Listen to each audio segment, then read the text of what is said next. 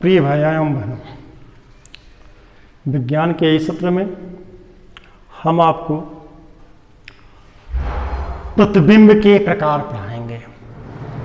पिछले वीडियो में हमने आपको प्रतिबिंब पढ़ाया था, परावर्तन के नियम पढ़ाया था। उसी आधार पर इसमें हम आपको क्या पढ़ाएंगे? प्रतिबिंब के प्रकार पढ़ाएंगे। प्रतिबिंब वास्तव में दो प्रकार के होते हैं। पहला क्या होता है? वास्तविक प्रतिबिंब। दूसरा क्या होता है? आभासी प्रतिबिंब। वास्तविक प्रतिबिंब को रियल इमेज कहते हैं इंग्लिश में, और आभासी प्रतिबिंब को इंग्लिश में वर्चुअल इमेज कहते हैं। अब क्वेश्चन ये उठता है कि वास्तविक प्रतिबिंब क्या है, रियल इमेज क्या होता है? ठीक है, जब किसी बिंदु वस्तु से चलने वाली किरणें परावर्तन के पश्चात किसी निश्चित बिंदु पर या जिस बिंदु पर वास्तव में मिलती हैं उसे हम क्या कहते हैं? वास्तव में मिलती हैं उसे क्या कहते हैं? हम वास्तविक प्रतिबिंब कहते हैं। इसे हम पर्दे पर भी ले सकते हैं। फिर से समझिएगा एक बार, यानी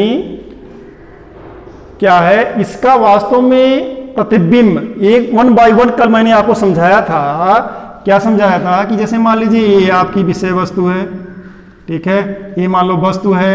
अब ये मान लो O है, ये O डैश है, यहाँ आपने क्या बनाया? I है, I डैश है। मान लो ये बिंदु आके अगर इसका वास्तव में ये प्रतिबिंब यहाँ बन रहा है, इसका क्या है? यहाँ बन रहा है, यानी एक एक बिंदु का आके प्रतिबिंब बनता चला जा रहा है। O का I डैश पे और O का I पर अगर ये दोनों स्टेप बाय स्टेप बिंदु पर प्रतिबिंब बन रहे हैं, यानी वास्तव में प्रतिबिंब यानी वास्तव में मिल रहे हैं, बन रहे हैं, ठीक है, बिंदु पर वास्तव में मिलते हैं, यानी यहां से तो आया, यहां पर वास्तव में मिला, ठीक है, मिलता है, और इसके एक एक बिंदु आकर वास्तव में अगर यहां मिलते हैं तो इसे हम क्या कहते हैं? वास्तविक प्रतिबिंब कहते हैं। ठीक है, इसे हम पर्दे पर, किसी पर्दे पर ले सकते हैं। अगला आता है हमारा आभासी प्रतिबिंब। आभासी प्रतिबिंब किसे कहते हैं, यानी वर्चुअल इमेज किसे कहते हैं? अब क्या है, ये तो हमें क्या है? वास्तव में मिल रहा है। अगर यहां से आता मिलती हुई प्रतीत होती है, केवल ये मिलती हुई प्रतीत होती है, मिलती नहीं है, वास्तव में मिलती नहीं, क्या होती है? मिलती हुई अगर प्रतीत होती है, मिलती नहीं है। जैसे यहां से क्या, ये बिंदु यहां से मिलता नहीं है, यहां से मिलता हुआ प्रतीत होता है, ठीक है, यानी मिलती हुई प्रतीत हो, केवल ये होता है आभास होता है, यानी प्रतीक मिलता हुआ दिखाए, मतलब प्रतीत होता है, तो उसे हम क्या बोलते हैं? आभासी प्रतिबिंब कहते हैं। यानी यहां डिफिनेशन भी मैंने लिखवा दिया है। जब किसी बिंदु वस्तु से चलने वाली किरणें परावर्तन के पश्चात जिस बिंदु पर आती हुई प्रतीत होती हैं, जिस बिंदु से यानी बिंदु जो है उससे आती हुई प्रतीत हो रही है, उसे हम क्या कहते हैं? आभासी प्रतिबिंब कहते हैं। इसे हम क्या कर सकते हैं? इसे पर्दे पर हम नहीं ले सकते हैं। नेक्स्ट आता है दर्पण। अगला हमारा टॉपिक क्या है? दर्पण। दर्पण के प्रकार, ठीक है, तो मिरर क्या होता है? ठीक है, अब चलते हैं मिरर पर। मिरर नहीं, दर्पण जिसे हम कहते हैं दर्पण। दर्पण वास्तव में दो प्रकार के होते हैं, ठीक है। एक क्या होता है? समतल। क्या होता है? समतल दर्पण। दूसरा क्या होता है? गोलीय दर्पण।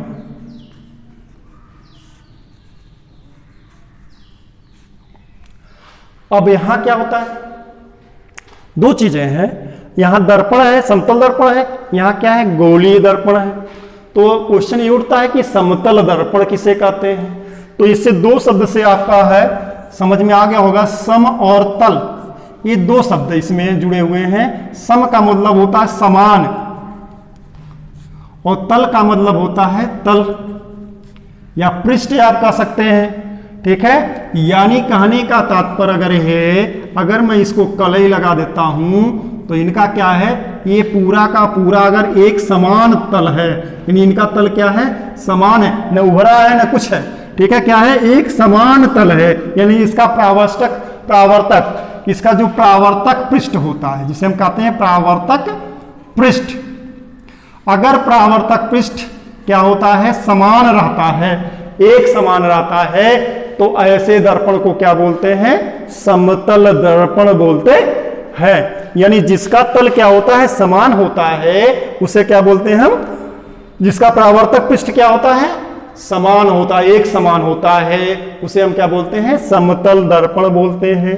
अब अगला आता है कि गोलीय दर्पण। ठीक है, गोला जानते ही होंगे, इस प्रकार से ये गोला, कांच का गोला होता है।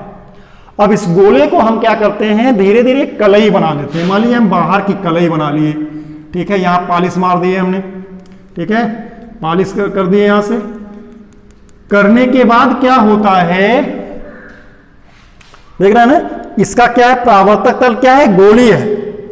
ठीक है, अब पहला क्वेश्चन उठता है कि गोली दर्पण क्या करते, किसे कहते हैं, तो गोली दर्पण यानी वह दर्पण जिसका परावर्तक पृष्ठ क्या होता है, गोलीय होता है।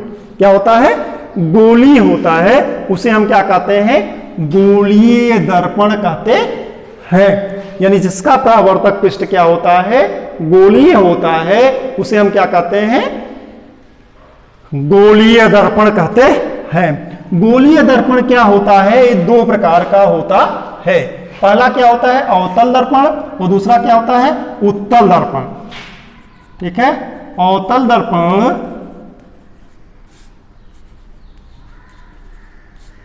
दूसरा क्या होता है, उत्तल दर्पण।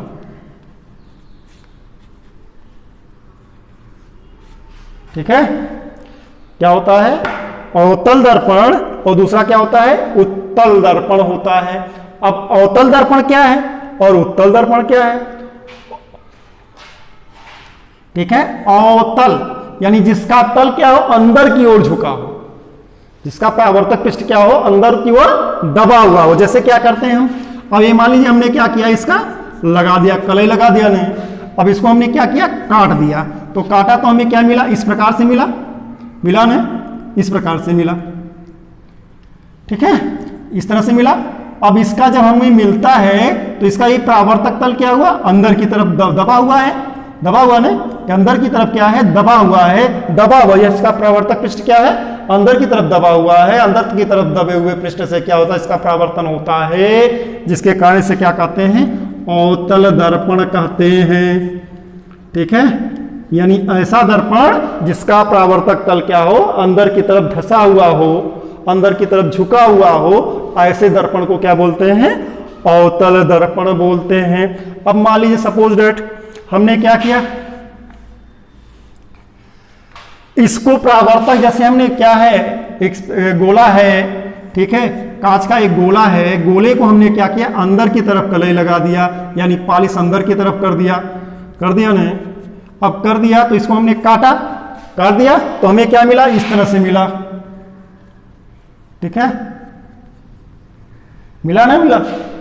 तो इसका क्या हो गया, यानी जिसका तल क्या हो, उभरा हुआ हो, यानी उत्तल का मतलब जिसका तल उभरा हुआ हो, ऊपर की तरफ क्या हो, उभरा हुआ हो, ऐसे तल को, यानी परावर्तक पृष्ठ जिसका उभरा हुआ, उभरे हुए भाग से होता है, यानी ऐसा गोलीय दर्पण जिसका तल यानी परावर्तक पृष्ठ क्या है, उभरे हुए भाग से होता है, परावर्तन उभरे हुए भाग से होता है, उसे क्या कहते हैं, उत्तल दर्पण कहते हैं। इसको ठीक प्रकार से लिख लेंगे। अगर आपको वीडियो अच्छा लगा हो तो लाइक करिएगा, शेयर करिएगा और चैनल को सब्सक्राइब करिएगा। आज के लिए धन्यवाद।